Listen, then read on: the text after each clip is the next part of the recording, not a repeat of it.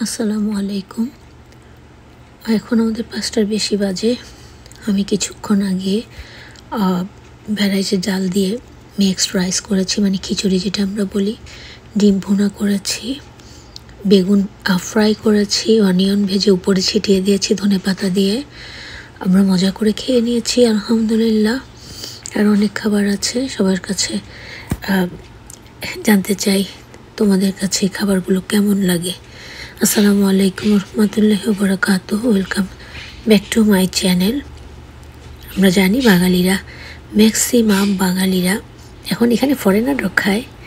Maximum বাঙালিরা আমরা ভুনা খিচুড়ি, ডিম ভুনা, বেগুন ভাজি, ঝাল মুরগির মাংস বা গরুর মাংস হলে আমরা খুব জম্পেশ করে খেতে পছন্দ করি। আলহামদুলিল্লাহ আমি মুরগির মাংস করেছি আলু দিয়ে একটু হালকা ঝাল করে। আর এই যে দেখো, মাত্র চুলো থেকে নামিয়েছি, এই জন্য আর নাড়াটা বেশি দিলাম না।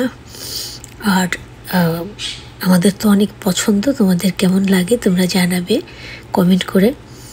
আমি তোমাদের কমেন্টের আশায় থাকলাম। আর হ্যাঁ, তোমরা লাইকটা দিতে ভুলো না, এবং আমিও সেই কাজটা সবসময় করার চেষ্টা করব। আমি আবারও বলছি কি রান্না করেছি। ভ্যারাইটিস ডাল দিয়ে মুখরোচক একটা খিচুড়ি, ডিম রান্না, তারপরে বেগুন ভাজি, আলু দিয়ে চিকেন রান্না করেছি।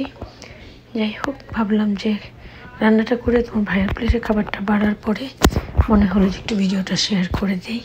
মজার মজার বাঙালি রান্না, আসলে রেসিপি হিসেবে দিতে পারি না। এগুলো মোটামুটি সবাই রান্না করে খেতে পারো, তবুও যদি কেউ না পারো, যারা নতুন হ্যাসেলে যারা নতুন তারা আমাকে জানাবে, ইনশাল্লাহ আমি তোমাদেরকে রেসিপি বলে দিব। এই খাবারগুলো আমরা প্রত্যেকে অনেক পছন্দ করি, আর যদি হোমমেড হয় তাহলে ভালো খাবার হয়। Thanks for watching and listening my dear friends and family and brothers sisters.